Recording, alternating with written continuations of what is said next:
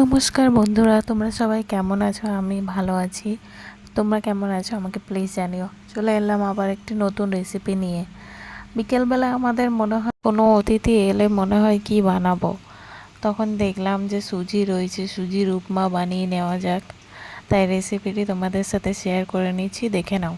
প্রথমে ননস্টিকে সাদা তেল গরম করে সর্ষে আর কারি পাতাগুলো ভেজে নিলাম।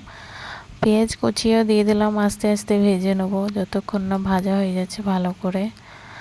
তারপর আস্তে আস্তে সব ভেজিটেবলসগুলো দিয়ে দেবো। পেঁয়াজটা আস্তে আস্তে ভাজা হয়ে গেছে মনে হচ্ছে।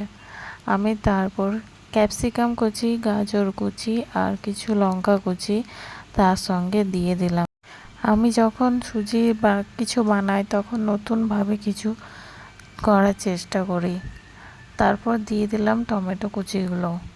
আস্তে আস্তে সব ভেজিটেবলসগুলো ভালো করে ভেজে নেবো। ছোটো থেকেই সবাই সব কিছু শিখে আসে না, বড় হলে আস্তে আস্তে শিখে যায়।